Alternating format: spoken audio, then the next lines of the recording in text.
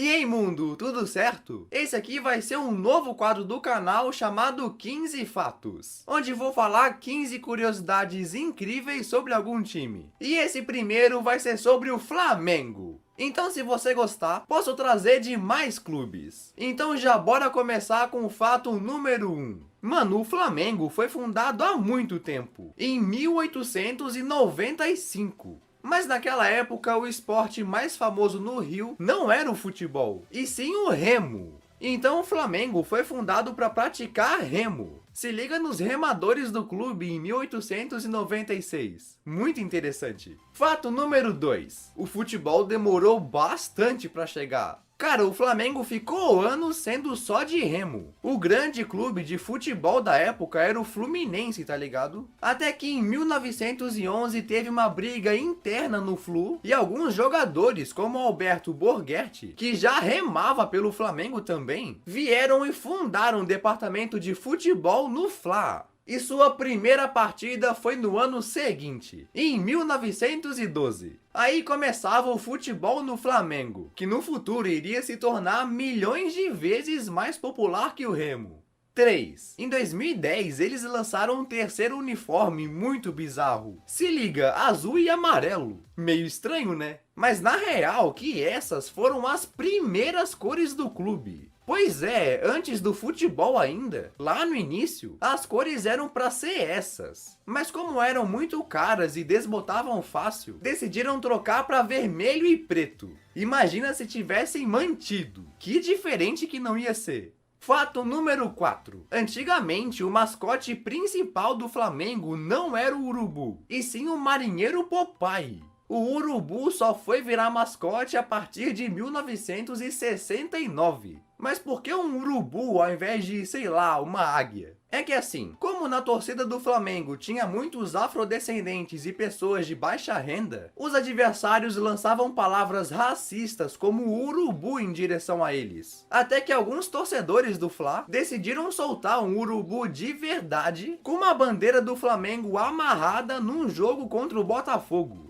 E no fim acabaram vencendo. Então o urubu se tornou um símbolo. Top demais! Número 5. O maior goleador da história do Flamengo é um que provavelmente vai ficar pra sempre nessa posição. O Zico. Mano, o eterno camisa 10 ficou no Flamengo de 1971 a 1983 e de 85 a 89. Muitos anos vestindo essa camisa e se tornou o maior artilheiro da história do clube. Cara, sabe quantos gols o Zico fez com as cores do Fla? 509! Mais de 500! E vai ficar como o maior artilheiro por muito tempo, porque até o segundo maior tá muito atrás. Um cara chamado Dida, que jogou entre os anos 50 e 60, marcando 264. Quase metade do Zico.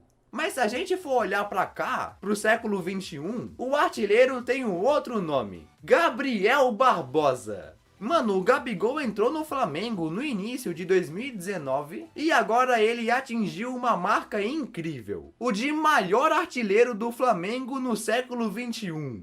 Acredite, de 2001 pra cá, ninguém marcou mais gols pelo Flamengo que Gabigol. Que doideira. Quem sabe ele não passa aquele Dida no futuro. Fato de número 7. O jogador que mais entrou em campo pelo Flamengo, que teve mais partidas, não foi o Zico, mas jogou na mesma época. O Júnior. Esse cara era muito habilidoso. Jogava como lateral, mas também podia ser meia, volante e etc. Não fazia muitos gols, mas jogou muitas partidas. O Júnior ficou no Fla de 1974 a 1984 e depois de 89 a 93. Muito tempo, totalizando incríveis 876 jogos. Pois é, mais de 800 partidas. Que lenda! E foi bem nessa época que o Fla teve seus melhores anos, vencendo o Brasileirão, Liberta, Mundial e tudo mais. 8. Você sabia que a fama do Vasco de ser vice surgiu por causa do Flamengo? Sim, tudo começou em 1999, quando o Fla foi campeão estadual com o vice sendo, adivinha, o Vasco. Aí no ano seguinte, em 2000, a final foi a mesma e o mesmo campeão, Flamengo. E como se não bastasse, no ano de 2001, o Flamengo ganhou do Vasco de novo para levar seu terceiro estadual seguido. Sim, o Flamengo foi 3 vezes campeão, com o Vasco sendo 3 vezes vice. Olha que vexame para os vascaínos. Até hoje fica esse apelido de vice. Aí, né? Você deve ter percebido que em estadual o Flamengo era muito bom. Mas naquela época que foram tricampeões seguidos, eles ainda não eram os maiores vencedores do estadual. Pois é, desde a fundação do Carioca até 2008, nesse período de mais de 100 anos, o maior campeão não era o Flamengo, e sim o Fluminense. Mas o Flamengo, com o tempo, foi se aproximando do primeiro lugar, até que em 2008 empatou em estaduais e em 2009 passou. Agora a distância só aumenta. O Flu tem 31 e o rubro-negro 37.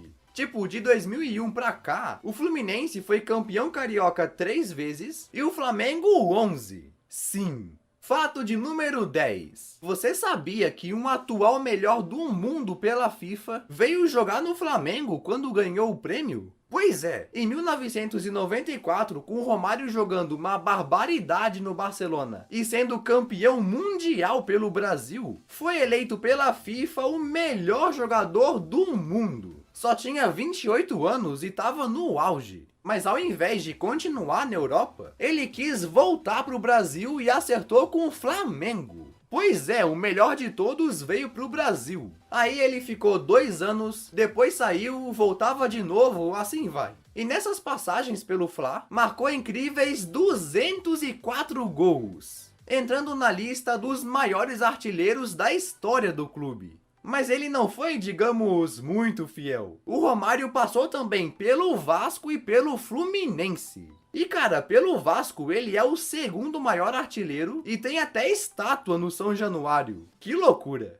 11. Você sabia que no Brasileirão de 2009, o Flamengo levantou a taça fazendo a menor pontuação de um campeão? Acredite, somaram só 67 e ganharam. Aquele brasileiro de 2009 foi muito doido. Faltando 6 rodadas para terminar, os caras se encontravam em sexto. Mas aí deram uma bela arrancada, assumindo a liderança na penúltima rodada e acabaram sendo campeões. Mano, pra comparação, no Brasileirão de 2020, com 67 pontos, você terminaria em quarto. Olha que doido que foi aquele 2009. E o técnico que foi campeão em 2009 foi um cara chamado Andrade. Mas ele tá muito longe de ser o melhor treinador do clube. Se a gente for olhar em aproveitamento, ou seja, mais vitórias em relação ao número de jogos, o melhor treinador do Flamengo foi aquele famoso português, Jorge Jesus.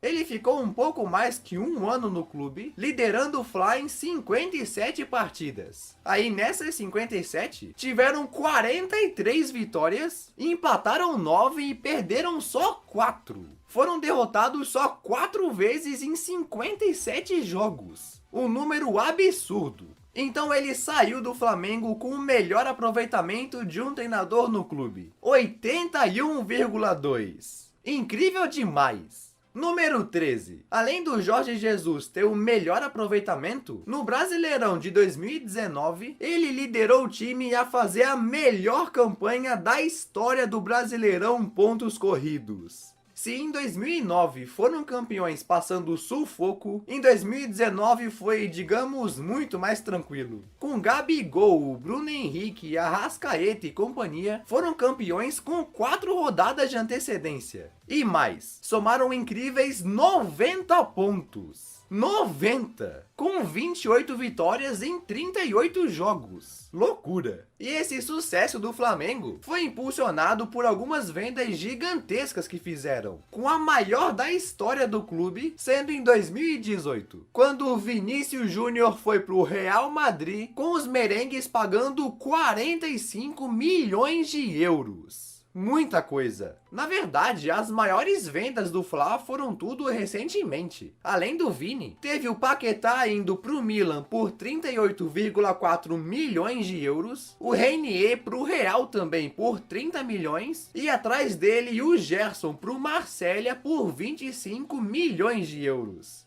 E essa grana toda ajudou também o Flamengo a fazer sua compra mais cara da história. Tipo, o Gabigol, quando ganhou a Libertadores com o Flamengo, estava emprestado da Inter de Milão. Aí depois do sucesso gigantesco, o Fla decidiu comprar ele de fato por 17,45 milhões de euros. Uma baita compra, hein? E pra finalizar, você sabia que o Flamengo tem sim um estádio? Pois é, eles jogam todas as suas partidas no Maracanã, que não é do Fla, e sim do governo do estado do Rio. Mas oficialmente, o Flamengo tem um estádio, que fica na sede do clube, chamado de Estádio da Gávea.